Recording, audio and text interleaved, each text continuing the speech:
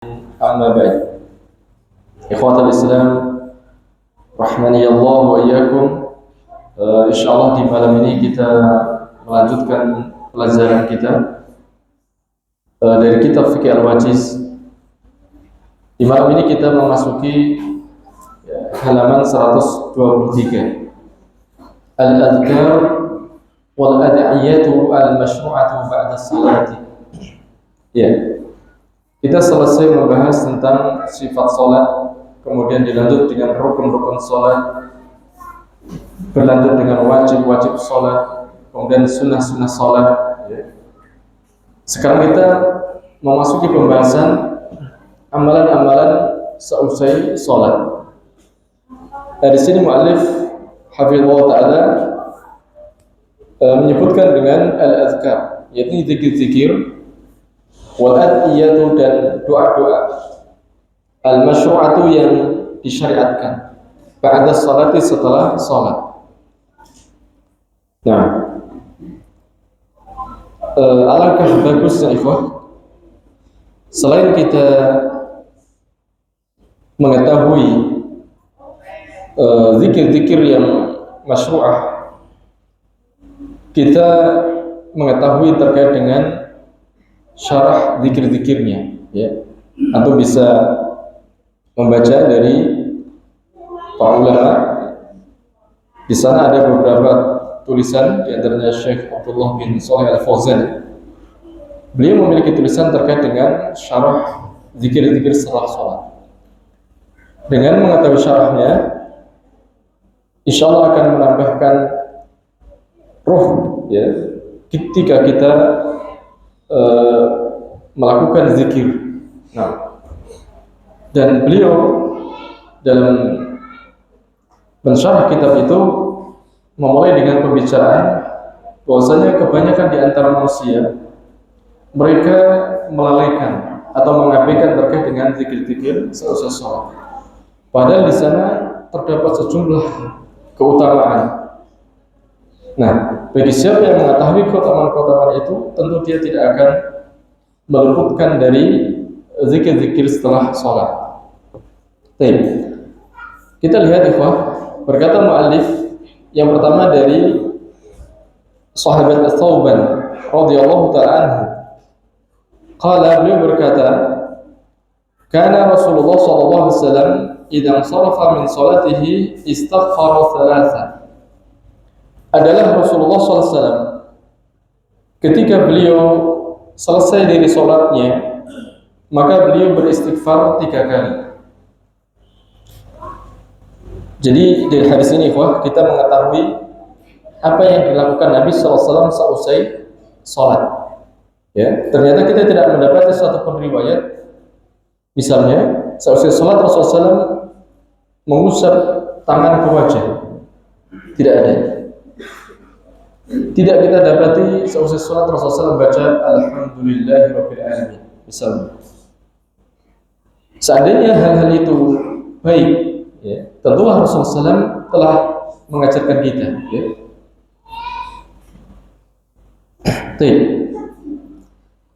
Ternyata yang dilakukan Rasulullah SAW seusai sholat adalah beristighfar, ya. Kata Syekh Abdullah dalam syarah hadis ini, istighfar ini sangat munasabah, ya, sangat sesuai. Karena apa? Beliau menjelaskan bahwasanya ketika seorang hamba sholat, ya, dimaklumi bahwasanya dia belum mewujudkan hakikat ubudiyah terhadap Allah SWT. Karena sholat itu bukan hanya sekedar amaliyah zahirah, akan tetapi juga ada ruh di dalam sholat, ya, disebut dengan ruhaniyah. Bagaimana kita menghadirkan hati di dalam sholat, mentadaburi makna-makna, dan itu seringkali kita belum wujudkan secara sempurna. Hatta itu Nabi SAW itu. Karena Nabi, kata para ulama, Nabi SAW itu seperti kita, yakni ada waswasah, ada bisikan-bisikan, ada khawatir, ya, maksudnya ada kerentak hati, itu ada. Makanya di sana disebut dalam hadis bahwasanya Rasulullah SAW diberikan hadiah khamisah, ini baju yang bercorak itu warna-warni, dan beliau SAW ketika dikasih hadiah beliau terima, ya. Dan ini di antara akhlak Nabi SAW untuk menjaga hati orang yang memberi hadiah. Akan tetapi ketika beliau sholat dengan menggunakan pakaian tadi, khamisah tadi, beliau terganggu. Ya. Nah dari sini kemudian para ulama mensyarah hadisnya. Hatta Nabi SAW itu ketika sholat pun, ya, terkadang terganggu. Terlebih orang-orang selain Nabi SAW. Nah, maka sudah sepatutnya seusai sholat kita beristighfar kepada Allah Subhanahu wa Ta'ala. Wa qala, dan beliau mengucapkan Allahumma antas salam wa minkas salam tabarakta ya dzal jalali wal ikram. Jadi setelah istighfar 3 kali, ya. Adapun makna istighfar ya. Nanti kita akan sebutkan istighfar yang dibaca oleh Nabi sallallahu alaihi wasallam. Karena ada sebagian kaum muslimin selesai sholat mereka istighfar, akan tetapi istighfarnya ternyata tidak sesuai dengan istighfarnya Nabi sallallahu alaihi wasallam. Nah, setelah istighfar beliau membaca Allahumma antas salam wa minkas salam tabarakta ya dzal jalali wal ikram.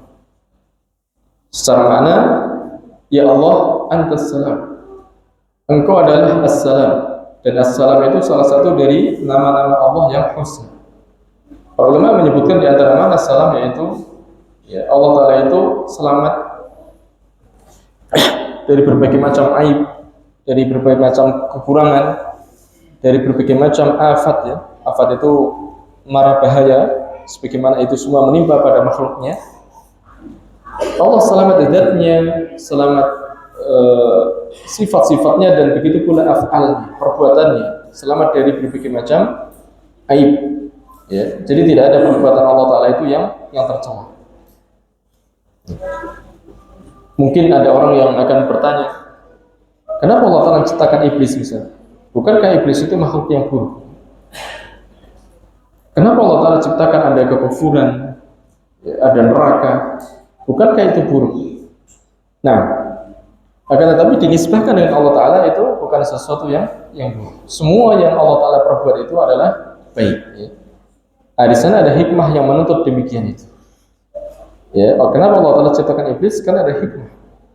Kenapa Allah Ta'ala ciptakan neraka misalnya? Karena ada hikmah yang menuntut di situ. Nah, wa minkas salam, dan keselamatan itu dari Allah SWT, yakni keselamatan itu diharapkan diminta dari sisi Allah SWT. Tabarakta ya dzal jalali wal ikram, Maha suci Engkau wahai Allah dzal jalal, yang memiliki al-jalal bermakna azamah, keagungan, wal ikram, dan memiliki ikram, yakni pemuliaan. Dalam syarahnya disebutkan bahwasanya Allah Ta'ala memuliakan para nabi dan hamba-hambanya yang saleh. Nah,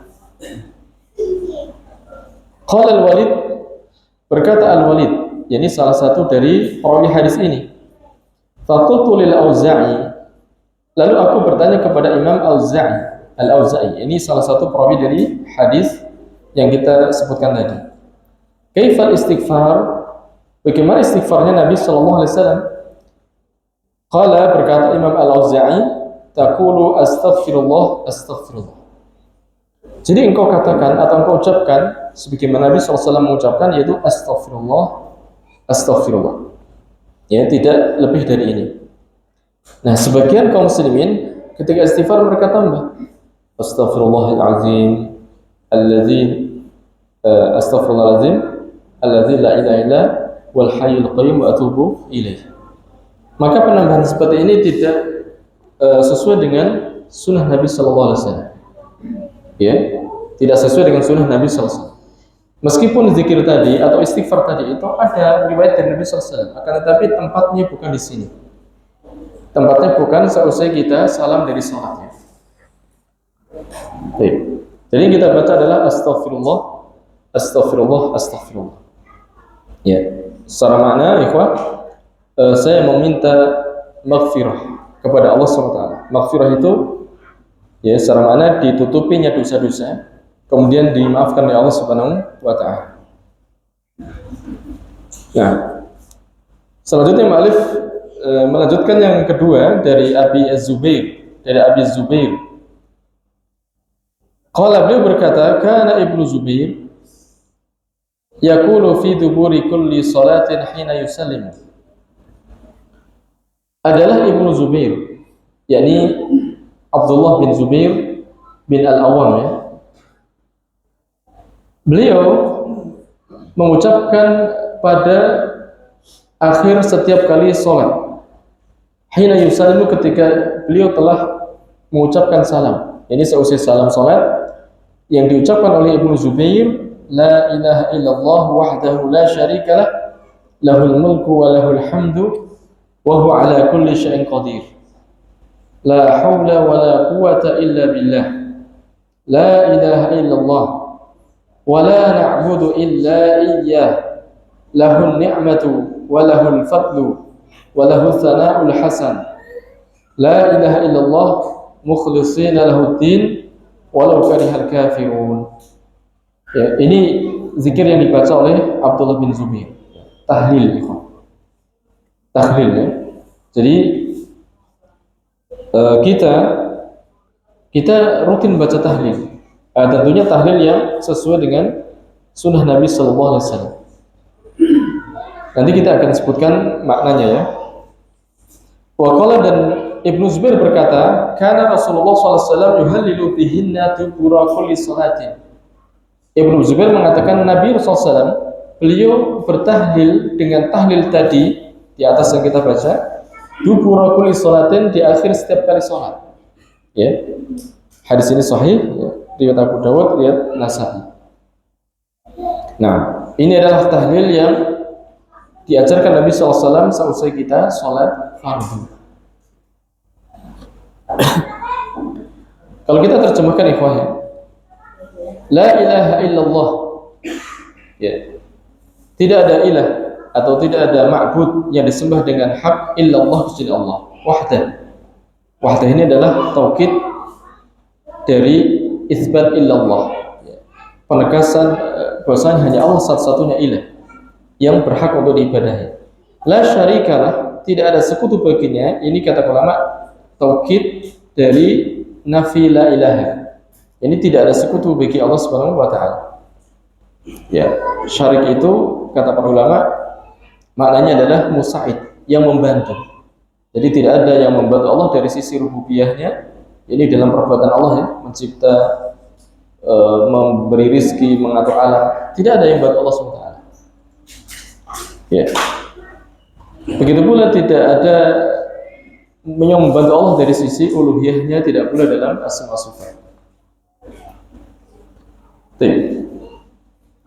Lahul mulku wa lahul hamdu, miliknya sajalah al-mulku, kerajaan langit dan bumi itu hanya milik Allah, karena Allah yang menciptakan ya, dan Allah yang memiliki. Walahul hamdu, dan hanya milik Allah seluruh pujian milik Allah Subhanahu wa taala. Wa huwa ala kulli syai'in qadir, dan dia Allah atas segala sesuatunya itu qadir. Ya, maha kuasa.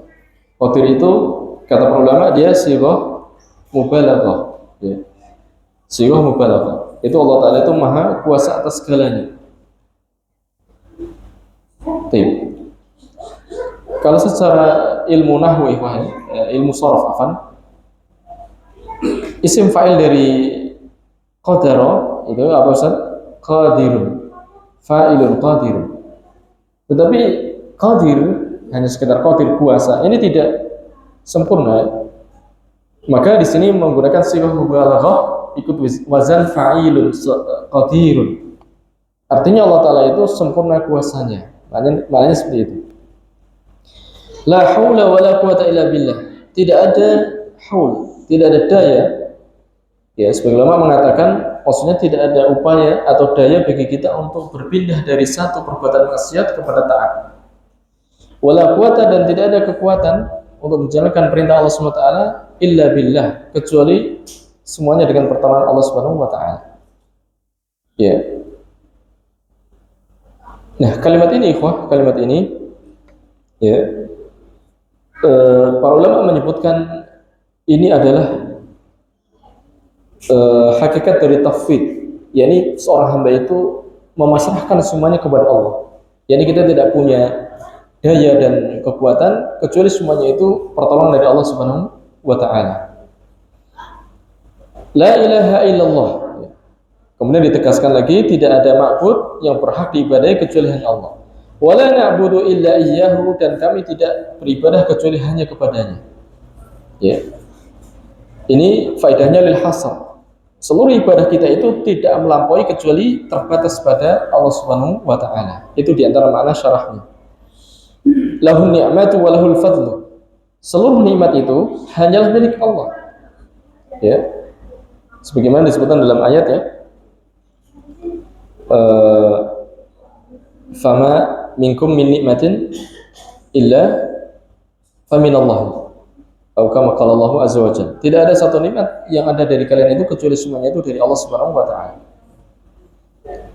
Walahul fadlu, dan hanya miliknya lah al-fadlu, anugerah. Dalam syarahnya disebutkan bahwasanya kita makhluk itu tidak memiliki hak terkait dengan anugerah Allah Subhanahu wa taala. Ya. Ya, ini makhluk itu tidak memiliki apa istilahnya? Yastahikun, kata para ulama. Yastahikun itu mereka tidak memiliki hak. Tetapi Allah memberikan mereka nikmat itu karena fadl. Fadl itu anugerah dari Allah SWT. Ya. Jadi kita tidak punya hak atas nikmat ini. Tetapi nikmat ini Allah berikan kepada kita itu karena Allah Ta'ala memberikan anugerah kepada kita. Walahu tsana'ul hasan, dan hanya milik Allah lah sana, itu sanjungan al-hasanu yang baik. Macakup ke dalamnya adalah pujian. La ilaha illallah, tidak ada ilah kecuali hanya Allah yang hak, mukhlishina lahuddin, dengan memurnikan untuknya din. Din itu adalah ketaatan. Din itu adalah ibadah, yaitu amal ya. Memurnikan amalan atau ketaatan itu hanya untuk Allah SWT. Walau karihal kafirun, meskipun orang-orang kafir tidak menyukainya, yakni membenci. Orang kafir tidak suka ketika ibadah itu hanya untuk Allah SWT. Ya.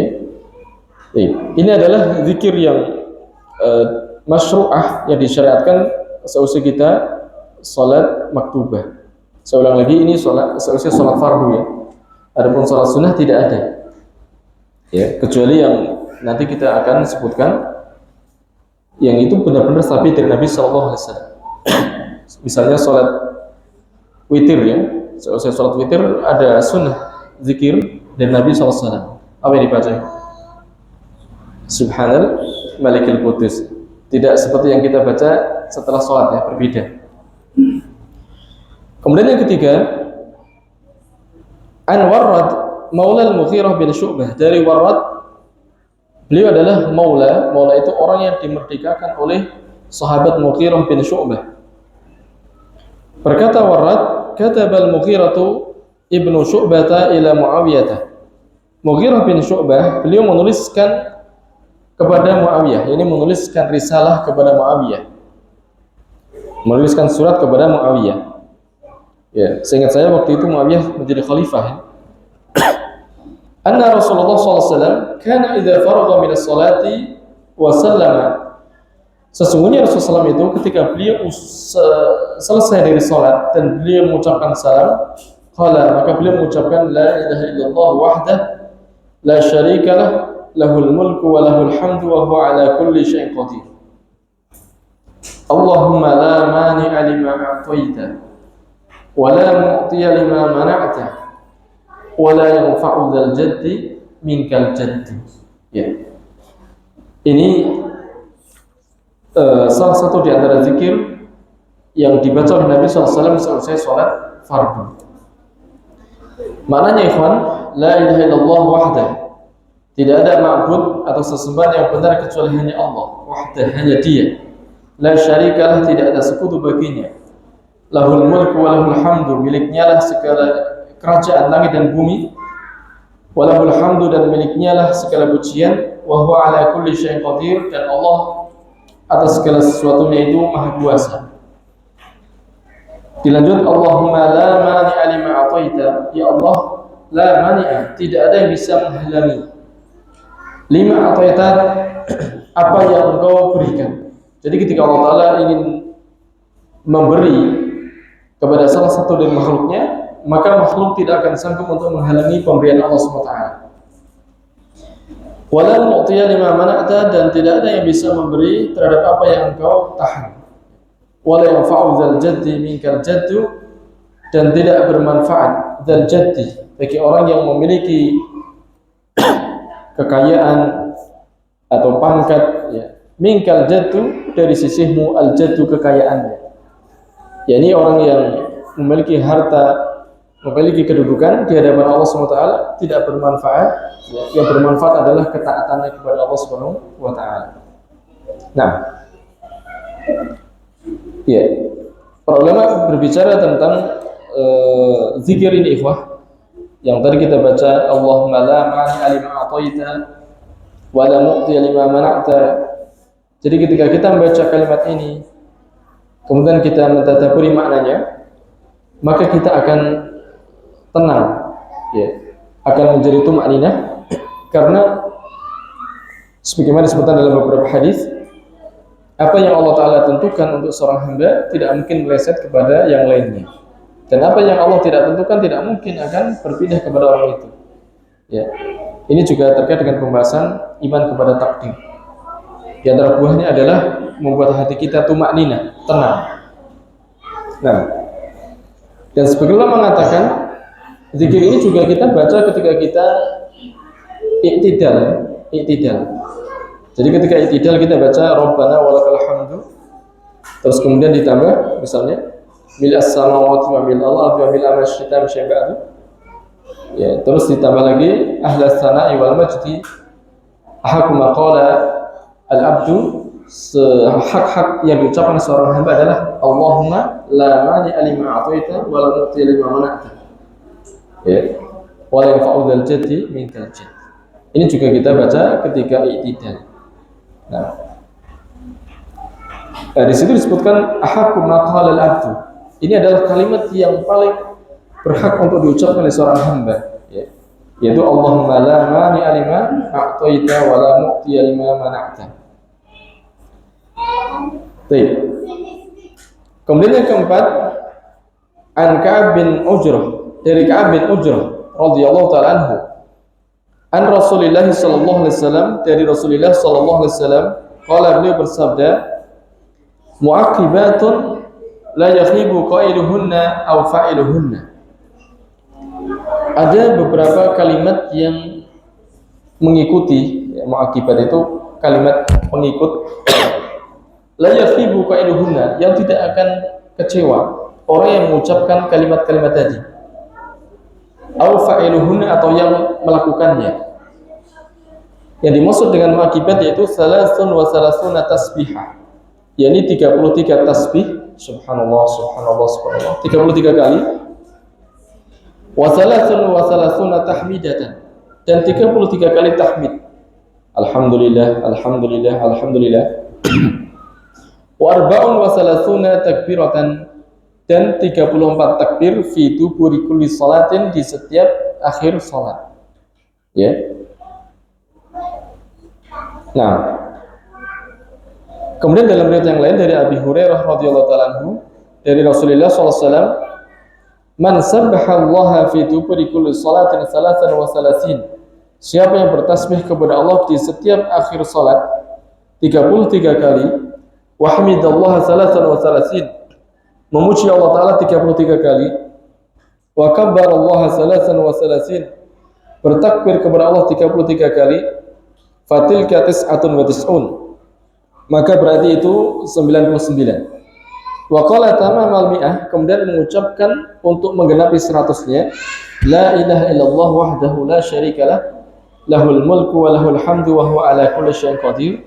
Ya, siapa yang membaca tadi, kata Rasulullah SAW, ghufirat, akan diampuni khatayahu, kesalahan-kesalahannya, wa in kanat mithla zabatil bahri, meskipun kesalahannya itu seperti buih lautan. Nah, ini ya amaliyah yang insyaallah ringan, amalan yang ringan ya, cukup dengan lisan kita.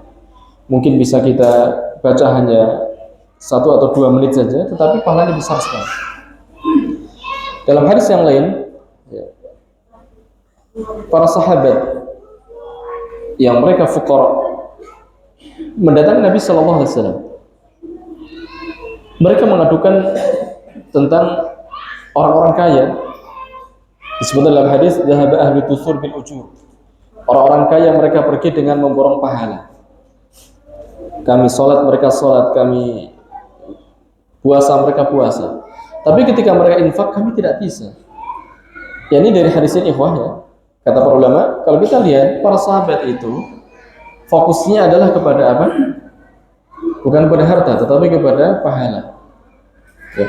Jadi orang miskin datang kepada Nabi bukan iri dengan harta, tetapi pahala yang diraih oleh para sahabat yang mereka bisa berinfak dengan hartanya. Lalu Rasulullah SAW ajarkan kepada mereka yang fuqara ini dengan zikir yang kita baca. Ini tasbih 33 kali, tahmid 33 kali, takbir 33, kemudian dikenapi dengan kalimat tauhid, la ilaha illallah ta'ala syarika lah, lahul mulku wa lahul hamdu wa ala kulli syai'in qadir. Ya. Dengan sebab itu kalian akan meraih, akan menyusul pahala mereka gitu. Ternyata ini pun sampai kepada orang-orang akhirnya yang kemudian mereka juga mengamalkan yang sama. Dan itulah para sahabat ikhwan ya, mereka musabaqah dalam beramal, berlomba di dalam beramal. Lalu orang fuqara lagi mengadukan kepada Nabi, datang lagi mengadukan. Nah, kemudian Rasulullah sebutkan bahasanya itu adalah anugerah Allah Ta'ala. Allah berikan kepada siapa yang Allah Ta'ala menghendakinya. Nah, terkait dengan tasbih tadi ikhwah, kita bisa lihat misalnya dalam kitab ini di bagian bawah itu ya, di situ ada tambih nomor 4-nya yang ada kitab waqad warada fi dzikril adad ma yufidu kaunuhu. Begitu pula telah datang terkait dengan penyebutan bilangan.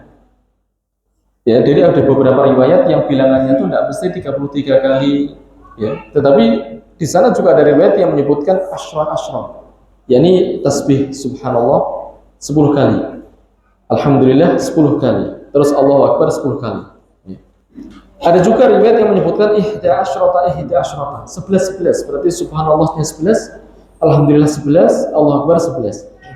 Ada juga wa 25 yuzadu fiha at-tahlil. Ada juga riwayat yang menyebutkan 25, tapi ditambah dengan tahlil. Berarti subhanallah 25, alhamdulillah 25, la ilaha illallah 25, dan Allahu Akbar 25. Nah, ini beberapa riwayat yang sabit dari Nabi sallallahu alaihi wasallam. Nah, kemudian kata muallif di sini fa'alal musalli ayatiya bihadzal adad taratan wa bidzalika ukhra. Maka hendaklah orang yang salat itu sekali waktu dia mengamalkan satu riwayat ini, kemudian dalam satu lain meriwayatkan riwayat yang mengamalkan riwayat yang berikutnya, agar sunnah itu diamalkan semuanya ya. Ya, sekali waktu kita baca 33 kali, sekali waktu kita 10 kali, 11 kali, atau 25. Nah, terkait dengan menghitungnya ikhwah, menghitungnya yang paling utama adalah dengan jari. Yang paling utama adalah dengan jari. Di antara hikmahnya, kata para ulama, agar kita jauh dari riya. Ya, karena kalau pakai subhah, pakai apa itu namanya, biji tasbih itu bisa menimbulkan kita riya. Maka itu diantara hikmah. Selain itu, ikhwan, ya, di sana ada keutamaan bahwasanya nanti jari jemari itu mustanqatun ya, istilahnya akan diajak bicara oleh Allah SWT, akan diajak berbicara di hari kiamat. Sebagaimana disebutkan oleh Syekh Shalih di dalam Tafsir Al-Imam. Maka kita upayakan untuk menghitung dengan jari jemari. Nah, apakah harus dengan yang kanan saja atau kedua-duanya? Ya, sebagian riwayat ada yang menyebutkan secara sharih dengan tangan kanannya, Rasulullah SAW itu menghitung dengan tangan kanan. Tetapi dalam satu riwayat yang lain beliau mengatakan disebutkan dalam riwayatnya itu dengan tangan, yakni dengan jenisnya, yakni dengan dua-dua tangan. boleh kita menghitung dengan tangan kanan dan kiri, kedua-duanya. Dan kata Syekh Soleh, tidak masalah juga kalau kita menghitung dengan kedua-duanya, karena ciri-ciri ini semuanya akan dimintai pertanggungjawaban, akan ditanya oleh Allah. Ya. Dan ciri ini akan berbicara dan bersaksi nantinya di hari kiamat. Jadi sekali waktu kita pakai tangan kanan, sekali waktu kita juga menggabungkan kedua-duanya. Nah, terus ikhwah ya, terkait dengan tahlil yang kita baca tadi, ya, disebutkan dalam beberapa riwayat tentang keutamaan tahlil. Selain yang kita hafal, Rasulullah SAW menyebutkan bahwasanya iman itu ada 70 cabang. Yang paling utama adalah qaulu la ilaha illallah. Nah, tentunya ucapan la ilaha itu semakin berat timbangannya ketika terpenuhi syarat-syaratnya. Disebutkan dalam hadis bahwasanya ucapan la ilaha itu lebih berat daripada 7 langit dan 7 bumi. Disebutkan seandainya 7 langit, 7 bumi diletakkan di satu neraca, kemudian la ilaha di neraca yang satunya, maka la ilaha itu akan lebih berat. Tetapi kata para ulama, ini jikalau terpenuhi syarat-syaratnya. Baik. Maka setidak-tidaknya ketika kita membaca kalimat tauhid, kita berupaya untuk mentadabburi maknanya. Ya, selain mengetahui ilmunya, kemudian meyakini maknanya, kemudian apalagi ikhlas, berupaya untuk menjauhkan dari berbagai macam syirik, ya, baik itu syirik besar ataupun syirik kecil. Kemudian jujur dalam mengucapkannya. Kemudian apalagi mahabbah, kita senang dengan zikir itu. Makanya kita berupaya untuk mengulang-ulang, kita senang dengan zikir itu. Kemudian ada ketundukan dan ada qabul menerima. Kita lanjut ikhwan yang kelima. Wa an Mu'adz bin Jabal, dari sahabat Mu'adz bin Jabal radhiyallahu taala anhu. Qala, beliau berkata, akhadha Rasulullah sallallahu alaihi wasallam yawman biyadi. Rasulullah SAW pada suatu hari beliau memegang tanganku. Faqala li, lalu beliau pun bersabda kepadaku, ya Mu'adz, wahai Mu'adz, wallahi, demi Allah, inni la uhibbu, sesungguhnya aku sungguh, di sini ada dua taukid, sungguh cinta kepadamu. Dalam hadis Rasulullah SAW sebutkan bahwa Mu'adz radhiyallahu ta'ala itu adalah pemimpinnya para ulama di hari kiamat. Ya, disebutkan dalam kitab Fathul Majid, Mu'adz bin Jabal nanti akan menjadi pemimpin para ulama di hadapan para ulama sejauh orang itu melempar lemparan. Padahal disebutkan bahwasanya Mu'adz bin Jabal itu ikhwah meninggal di usia berapa? 30 tahun. Ada yang mengatakan 30 tahun. Ya, ini masih muda sekali. Meninggalnya di Syam. Akan tetapi beliau menjadi imamnya para ulama. Sampai kemudian sebagian ulama mengatakan, lihat, umur yang singkat tetapi bagaimana keilmuannya itu. Ya, maka terkadang ada orang yang belajar waktunya panjang tetapi ilmunya tidak seluas orang yang belajar waktunya pendek, ya. Nah, itu tergantung dengan hirs, semangatnya dia dalam menuntut ilmu. Nah,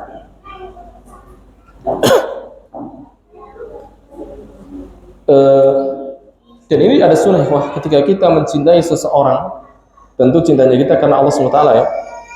Disebutkan dalam hadis, salasun man kunna fihi wajada halawatal iman. Ada 3 perkara, jikalau 3 perkara itu ada pada orang itu, maka dia akan mendapati rasa manisnya iman. Dari hadis itu ikhwah, bahwasanya iman itu ada rasanya ternyata. Kita bisa merasakan iman itu, ya, jikalau ada 3 hal berkumpul pada diri kita. Yang pertama, ayyakunallahu wa rasuluhu ahabba ilaihi mimma siwahuma. Allah dan Rasulnya lebih dia cintai daripada yang lainnya. Ya, jikalau kita lebih mencintai Allah dan Rasulnya dibandingkan dengan selainnya, maka kita akan merasakan manisnya iman. Kemudian yang kedua, wa ayyuhibbal mar'a la yuhibbu illallah. Mencintai seseorang tidak mencintainya kecuali karena Allah, karena imannya, karena kesolehannya, karena, ya, akhlaknya misalnya. Nah, ketika kita mencintai seseorang, ya, maka kita perhatikan bahwasanya hendaknya kita melihat seorang itu orang yang disukai oleh Allah SWT, yakni dari sisi agamanya misalnya, orang itu di atas sunnah Nabi SAW. Ya. Nah, ketika kita suka dengan orang itu, maka lihat bagaimana sunnah Nabi. Kita katakan, ya fulan, inni uhibbuk fillah misalnya. Aku suka dengan kamu karena Allah Subhanahu wa taala. Itu sunnah ya. Fakultu, lalu kata Ma'ad, aku pun menjawab, bi abi anta wa ummi, wallahi inni la uhibbuk. Ya. Kemarin sudah kita sebutkan kalimat ini sesuatu yang sudah berjalan di lisan para sahabat zaman itu. Ini bukan sumpah ya. Tetapi ini adalah ungkapan yang menunjukkan pengagungan. Bi abi anta wa ummi. Secara makna memang ya demi bapakku, engkau dan ibuku. Wallahi demi Allah sesungguhnya aku la uhibbu. Sungguh aku mencintaimu. Lalu Rasulullah berkata, ya Mu'adz, inni usika, wahai Mu'adz, sesungguhnya aku akan berwasiat kepadamu. La tada'anna an taqula dubura kulli salatin. Jangan engkau tinggalkan untuk mengucapkan setiap kali akhir dari salat. Jadi maksud salat fardu ya. Untuk mengucapkan Allahumma a'inni ala zikrika wa syukrika wa husni ibadatik. Jadi kita berupaya untuk menjaga zikir ini, ikhwan. Ya. Kita meminta kepada Allah Ta'ala aun, pertolongan. Ya Allah, tolonglah aku. Ya. Ala zikrika, untuk berzikir kepadamu. Nah, kata para ulama, ketika diisi mufrad diidhafahkan, itu maknanya apa? Maknanya umum ya. Mencakup semuanya zikir. Tilawatul Quran misalnya, termasuk di majelis ilmu itu bagian dari zikir. Kita meminta pertolongan Allah Ta'ala agar kita bisa berzikir kepada Allah. Di antaranya adalah duduk di majelis ilmu. Ya, jadi kita bisa bermajelis itu bukan karena semata-mata kita memiliki kemampuan untuk menghadiri, tidak. Wa syukrika, dan bantulah aku agar bersyukur kepadamu. Wa husni ibadatik, dan beribadah dengan baik kepadamu. Para ulama menyebutkan tentang sirriyah. Ya, kenapa di sini kita memulai dengan minta dibantu berzikir? Ya, karena kata para ulama, seseorang yang tidak berzikir kepada Allah, tidak ingat kepada Allah Ta'ala, tidak mungkin dia akan bersyukur ya. Jadi dimulai kita meminta dibantu agar berzikir dan kemudian diikuti bersyukur. Nah, kemudian yang keenam, ikhwah, Wan Abi Umamah, dari Abi Umamah radhiyallahu ta'ala anhu, ada Nabi sallallahu alaihi wasallam qala, sesungguhnya Nabi sallallahu alaihi wasallam telah bersabda, man qara'a ayatal kursi dubura kulli salatin maktubatin lam yamna'hu min dukhulil jannati illa ayamuta. Ya. Jadi kata Nabi, siapa yang membaca ayat kursi setiap akhir salat maktubah, ini salat wajib, tidak ada yang menghalangi dia dari masuk surga kecuali al-maut, yakni kematian. Amaliyah yang insyaallah ringan, tapi pahalanya besar sekali. Ya. Ketika kita mengetahui fadhailnya, ikhwah, ya, ini akan membantu kita untuk istiqamah, ya, untuk memperbanyak amalan ini. Ini sebagaimana dikatakan Syekh Abdul Razzaq. Maka penting sekali kita mengetahui tentang keutamaan amal, besar pahalanya amal. Agar apa? Agar kita terbantu untuk muwadzabah, untuk terus-menerus mengamalkannya dan kita bisa memperbanyak amalan itu. Jadi Rasulullah menyebutkan kepada para sahabat, ya, tentang keutamaan membaca ayat kursi seusai salat fardu. Apa itu? Tidak ada yang menghalangi dari masuk surga kecuali kematian. Nah, maka kita upayakan setelah mendengar hadis ini untuk merutinkan baca ayat kursi seusai salat maktubah. Ya. Baik. Zada Muhammad bin Ibrahim, kemudian menambahkan Muhammad bin Ibrahim fi hadisi, dalam hadisihi, wa qul huwallahu ahad. Ya. Bukan hanya ayat kursi, tetapi ditambah lagi surat Al-Ikhlas, qul huwallahu ahad. Kemudian dari Uqbah bin Amir radhiyallahu taala anhu, beliau berkata, amarani Rasulullah sallallahu alaihi wasallam an aqra'a bil mu'awwidzati dubura kulli salatin. Bahasanya Rasulullah sallallahu alaihi wasallam memerintahkan kepadaku agar aku membaca mu'awwidzat. Ya, mu'awwidzat ini surat yang isinya adalah memohon perlindungan kepada Allah SWT. Ya, ada muawwidzatain selain dari muawwidzatain. Ya, muawwidzatain itu surat Al-Ikhlas, Al-Falaq dan An-Nas. Ya. Rasulullah SAW perintahkan kepadaku untuk membaca muawwidzat ini seusai sholat, ya, setiap seusai sholat. Ya, kalau kita lihat di dalam tafsir ikhwan, ternyata kita sangat membutuhkan dengan surat ini. Semisal surat An-Nas, ya, Qul a'udzu birabbin nas, malikin nas, ilahin nas. Ya, kita diperintahkan untuk berlindung kepada Allah Ta'ala, Rabbnya manusia, rajanya manusia, kemudian ilahnya manusia. Di situ ada tahapan naik dari Rabb, kemudian Malik, kemudian Ilah. Min syarril waswasil khannas, dari bisikan khannas, ini syaitan yang bersembunyi. Nah, ada disebutkan dalam hadis ikhwah bahwasanya ma minkum min ahad, tidak ada seorang pun di antara kalian kecuali wukil ilahi qarin, diserahkan kepadanya qarin. Qarin yang dimaksud adalah syaitan yang memberikan waswas, bisikan-bisikan. Ya. Sampai kemudian ulama mengatakan tidak ada yang terjaga dari qarin itu kecuali Allah yang menjaga. Jadi kita tidak merasa pede, ya, kita pasti bisa mengalahkan syaitan, tidak. Jadi kita sangat butuh kepada Allah SWT. Di antaranya kita membaca muawwidzat ini. Kita rutinkan seusai sholat fardu misalnya, kemudian zikir pagi dan petangnya, ditambah lagi sebelum tidurnya. Kemudian terakhir ikhwan, dari Ummu Salamah radhiyallahu taala anha, anna Nabi sallallahu alaihi wasallam kana yaqul idza shalla subha hina yusallimu. Ummu Salamah itu istri Nabi sallallahu alaihi wasallam. Ya. Yang masyhur bagi antum ketika Abu Salamah wafat, Rasulullah SAW takziah dan beliau mengajarkan doa agar menjadi sabar dengan musibah yang besar itu. Ya. Di antara doanya adalah menyebutkan bahwasanya kullun bi ajalin musamma, bahwasanya semuanya itu sudah ada ajalnya yang Allah sudah tentukan untuk meringankan beban musibahnya. Kemudian di antara doanya Allahumma khluf liyal khairan minhu, gantikanlah untukku yang lebih baik darinya. Sebenarnya mengatakan Ummu Salamah ragu dengan doa itu, ya. Karena apa? Karena dia melihat suaminya adalah orang yang paling baik. Dan sebaiknya seharusnya atau hendaknya, ya, ikhwah, kita berupaya untuk seperti Abu Salamah, menjadi sosok yang terbaik untuk siapa? Istri kita, ya. Sebaiknya seperti itu, ya. Karena dalam hadis Rasulullah mengatakan gimana? Khairukum likum, ya. Kama qala Rasulullah, sebaik-baiknya adalah yang terbaik kepada istri kalian, dan aku, kata Rasulullah, yang terbaik kepada istriku. Abu Salamah salah satu sahabat dan sejumlah sahabat yang lainnya masuk ke dalam hadis itu, orang yang terbaik kepada istrinya, sehingga ketika beliau wafat, istrinya pun seolah-olah tidak ada laki-laki yang lebih baik daripada suaminya. Akan tetapi ternyata yang datang meminang adalah Rasulullah SAW, yang sepakat beliau lebih baik daripada Abu Salamah radhiyallahu taala.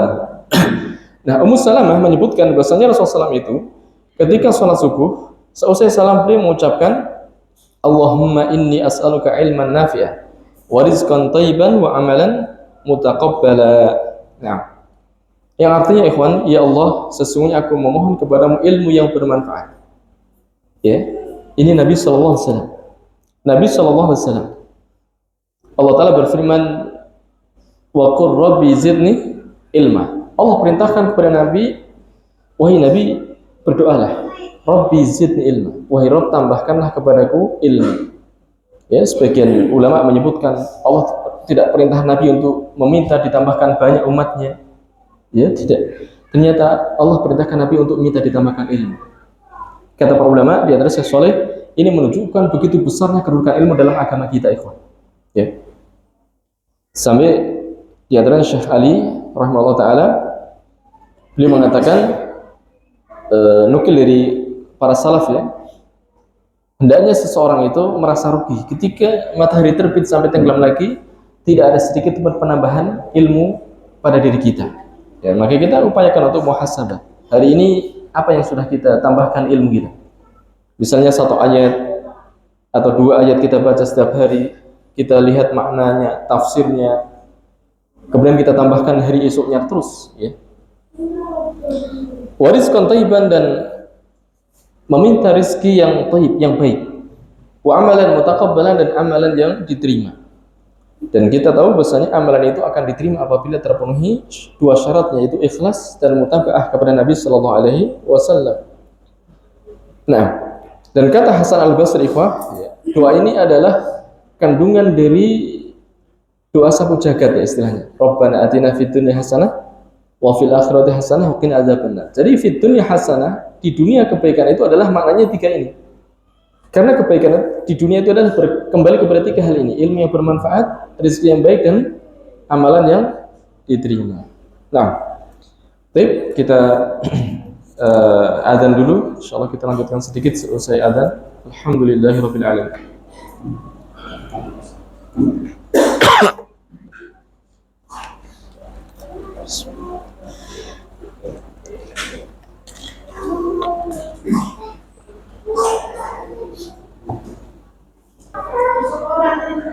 Bismillah, alhamdulillah, wassalatu wassalamu ala rasulillahi wa ba'd. Ikhwah, kita lanjutkan. Kita selesai di pembahasan al-adhkar al-masyru'ah ba'da salatil maktubah, zikir-zikir yang diperintahkan selesai salat maktubah. Kita upayakan untuk menghafal hadis-hadis tadi, yakni menghafal zikir-zikir tadi, dan kita upayakan untuk mengamalkannya agar kita berada di atas sunnah Nabi Sallallahu Alaihi Wasallam. Terlebih sejumlah keutamaan yang kita tadi sebagian kita sebutkan dari hadis Nabi Sallallahu Alaihi Wasallam. Baik, selanjutnya mu'alif rahimahullah taala beralih pembahasan ma yukrahu fi'luhu fi shalah. Beliau ingin membahas tentang apa sih yang dimakruhkan, ya, melakukannya di dalam salat. Tidak ada hal-hal yang makruh kita lakukan di dalam salat, yang hendaknya kita berupaya untuk meninggalkan makruh-makruh itu. Ya.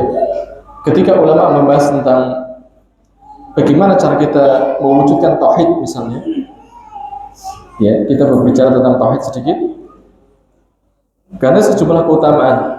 Selain tauhid itu adalah asas dari agama, tauhid itu adalah tujuan diciptakannya manusia, dan orang yang bisa masuk surga hanya orang yang muwahhid. Maka bagaimana kita mewujudkan tauhid? Ternyata disebutkan di antaranya adalah memurnikan semua ibadah kita untuk Allah, jauhkan dari noda-noda kesyirikan, kemudian melaksanakan ketaatan, di antara ditambah dengan sunnah-sunnah, ya. Kemudian menjauhi bid'ah-bid'ah, meninggalkan perkara maksiat, dan di antaranya makruh-makruh. Jadi meninggalkan yang makruh itu bagian dari menyempurnakan tauhid kita kepada Allah Subhanahu wa taala. Bukan sekedar oh ini makruh berarti mengurangi pahala, tidak, tetapi menyempurnakan tauhid kita.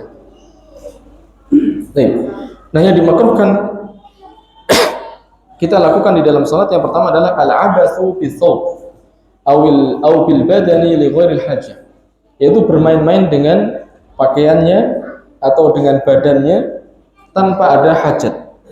Ya, sambil sholat sambil main apa misalnya kancingnya, atau sambil main jenggot, sholat sambil apa? Biasa suka ada, ya.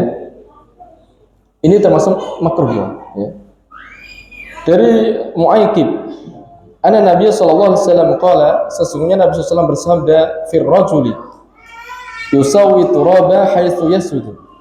Beliau bersabda terkait dengan seorang laki-laki yang dia meratakan tanah di mana dia akan sujud di situ.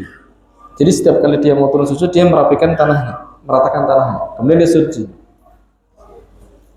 Qala, beliau bersabda, in kunta fa'ilan, jika engkau memang harus melakukan itu, fa wahidah, maka cukup sekali saja. Jangan setiap kali mau sujud, gitu ya.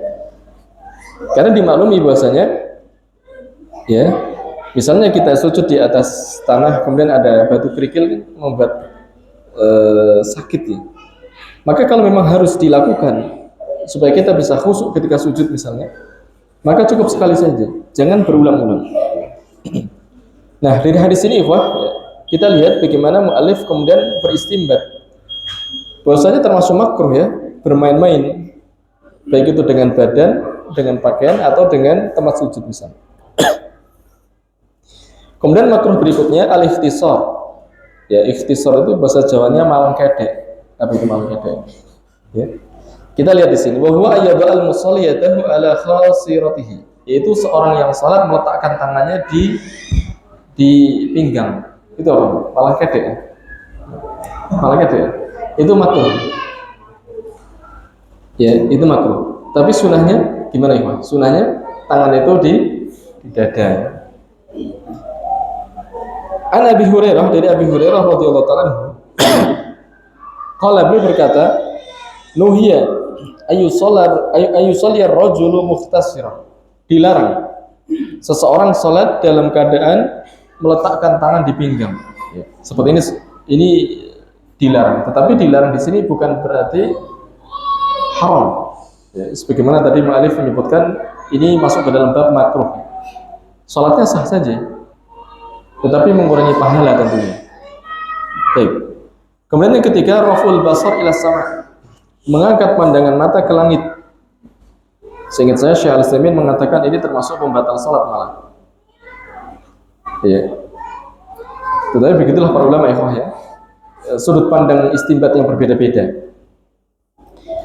Dari Abi Hurairah radhiyallahu ta'ala anhu, Rasulullah SAW bersabda, la yantahiyanna aqwamun, hendaklah kaum itu berhenti an raf'ihim absarahum, dari mengangkat pandangan-pandangan mata mereka inda du'a'i fi sholati, ketika berdoa di dalam salat, ila sama'i, mengangkat ke langit, aulatu tofanna absarhum, atau akan disambar mata-mata mereka. Ya, jadi kalau antum lihat di sini aulatu tofanna absarhum, ada ancaman berarti orang yang mengangkat pandangan mata ke langit terancam matanya akan dihilangkan pandangannya dari Allah Subhanahu wa taala. Nah, dari situ kemudian Syekh Al-Utsaimin dalam pembahasan yang cukup panjang beliau mengatakan ini termasuk yang membatalkan sholat. Ya, tetapi sekali lagi ini sudut pandang beliau ya. Seingat saya seperti itu. Nah, di sini termasuk makruh ya. Termasuk makruh. Nah, kemudian yang keempat, al-iltifatu li ghairi hajatin, menoleh-noleh tanpa adanya hajat. Dari Aisyah radhiyallahu ta'ala anha qalat, beliau berkata, sa'altu Rasulullah sallallahu alaihi wasallam 'anil iltifati fi sholati. Aku bertanya kepada Nabi sallallahu alaihi wasallam tentang menoleh-noleh di waktu salat. Faqala, lalu beliau bersabda, ikhtilasun yakhtalisu syaitanu min sholatil 'abdi. Menoleh-noleh itu adalah ikhtilas. Ya, secara makna adalah perampasan atau pencurian yang dilakukan oleh syaitan dari sholatnya seorang hamba. Jadi ketika orang noleh-noleh tanpa hajat, ya, syaitan bermain di situ agar kita tidak fokus atau tidak tidak khusyuk dalam sholat kita. Sebagian ulama mengatakan khusyuk itu tempatnya di hati, akan tetapi nampak pada jawarih, anggota tubuh. Ketika hati itu khusyuk, maka anggota tubuh pun akan tenang. Nah, ketika orang noleh-noleh, ini menunjukkan bahwasanya syaitan mencuri-curinya, mencuri-curi kekhusyuan sholatnya. Wallahu ta'ala. Kemudian yang kelima, ikhwan, an-nazar ila ma yubhi. Termasuk makruh adalah melihat sesuatu yang mengacaukan kekhusyuan. Dari Aisyah radhiyallahu ta'ala anha, anna Nabi sallallahu alaihi wasallam shalla fi khamisatin laha a'lam. Bahwasanya Rasulullah SAW pernah salat menggunakan khamisah. Ya, khamisah disebutkan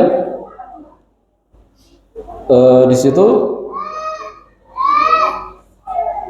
kalau dalam sebagian syarahnya kisahun murabba mukhattatun bi alwanin mukhtalifah. Ini semacam pakaian yang bergaris ya, dengan macam-macam warna, ini bercorak-corak. Laha a'lam, di situ ada beberapa corak.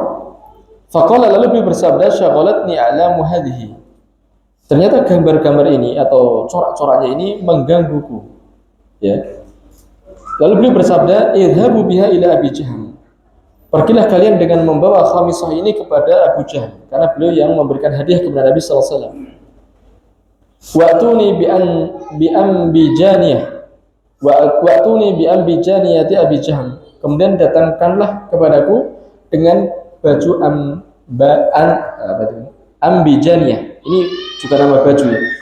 Kisa'un ghalidh laisa lahu al. Ini pakaian yang tidak bercorak, maksudnya polos. Ya. Nah, inilah yang kita tadi sebutkan ikhwah ya. Jiwa yang zakiyah kata para ulama, jiwa yang hatinya sudah bersih saja, itu terganggu dengan hal-hal seperti ini. Nabi Shallallahu Alaihi Wasallam, akan tetapi beliau tidak sebagaimana kita ya. Kemudian kita terkalahkan, hilang kekhusyuan. Kalau Nabi SAW tidak. Ini Nabi SAW terganggu, apalagi kita. Maka diupayakan kita untuk tidak melihat hal-hal yang mengganggu kekhusyuan. Nah, kemudian di antara syarah dari hadis ini, ikhwan, ini lihat bagaimana akhlaknya Nabi. Rasulullah SAW itu ketika diberikan hadiah, beliau terima. Dan di antara faedah hadis ini lagi, khamisah di sini adalah pakaian yang bagus. Kita lihat bagaimana Abu Jahm itu memberikan hadiah yang terbaik. Meskipun tidak mesti harus seperti itu ya. Dan kita lihat bagaimana Rasulullah SAW itu juga senang memakai pakaian yang bagus sebenarnya. Akan tetapi ketika pakaian ini ternyata mengganggu kekhusyuan dalam sholatnya, maka beliau kembalikan dan beliau meminta diganti. Dan beliau sebutkan alasannya, kenapa beliau mengembalikan hadiahnya itu. Alasannya apa tadi? Mengganggu kekhusyuannya. Dan beliau minta digantikan yang lain saja. Ini baju yang polos yang tidak mengganggu khusyuk beliau. Ini juga untuk menjaga perasaan orang yang memberikan hadiah. Ya. Ini akhlak Nabi Shallallahu Alaihi Wasallam. Ya, kita sampai di sini dulu, ikhwan ya. Sebenarnya ada lagi satu makruh adalah asadlu wa takhtiyatul fam. Ada satu lagi pembahasan ikhwah ya. Kita tanggung juga ini. Asadlu wa takhtiyatul fam. Makruh adalah asadlu. Sadlu itu menjulurkan pakaian sampai menyentuh tanah. Ini makruh. Wa takhtiyatul fam, dan menutup mulut. Tentunya kalau dalam kondisi tidak hajat. Tapi kalau hajat ya tidak masalah. Dari Abu Hurairah radhiyallahu taala anhu, anna Rasulullah sallallahu alaihi wasallam naha anisadli fi shalah. Bahwasanya Rasulullah itu melarang sadel di dalam salat. Wa ayyughati ar-rajulu fahu, dan beliau melarang seorang itu menutup mulutnya ketika salat. Sekali lagi, larangan ini makruh. Dan ketika tidak dibutuhkan. Kalau dibutuhkan ya memang tidak masalah. Ya. Misalnya ada wabah itu, ketika sholat kita dianjurkan untuk memakai penutup, maka dalam kondisi ini tidak masalah, tidak makruh. Atau misalnya wanita, ya, karena ini kata para ulama ini masuk juga ke dalam wanita juga. Jadi asalnya wanita itu ketika sholat tidak menutup wajah. Kapan? Yaitu ketika tidak ada laki-laki ajnab. Ya, maksudnya tidak ada laki-laki yang bukan satu nasab atau satu mahram. Tapi ketika di sana ada ajnabi, ada laki-laki lain, maka wanita tetap diperintahkan untuk menutup wajahnya. Syekh Saleh berdalil dengan hadis Aisyah ketika tawaf di Ka'bah, menceritakan bahwasanya kami para wanita ketika tawaf kami tidak menutup wajah, tapi ketika berpapasan dengan para laki kami menutup dengan kerudung-kerudung kami, seperti itu ya. Baik. Nah, untuk sadel ini Syekh Albani menyebutkan, sebenarnya di sini ada beberapa ulama yang berbicara tentang sadel, tapi Syekh Albani menyebutkan diantaranya orang memakai mantel atau apa namanya, jubah yang ada lengannya, tetapi dia tidak masukkan tangan ke lengan itu, cuma dibuat tutup itu, terus kemudian dia tangannya ditutupi dengan mantel itu, baik ketika rukuk ataupun ketika sujud, itu termasuk ke dalam makna sadel. Ya. Nah, ini makruh saja. Baik. Insyaallah kita akan sebutkan beberapa perkataan para ulama terkait dengan asadil di pertemuan yang akan datang insyaallah. Sampai di sini dulu kita tutup ya. Subhanakallahumma bihamdika asyhadu an la ilaha illa anta astaghfiruka wa atubu ilaik. Assalamualaikum warahmatullahi wabarakatuh.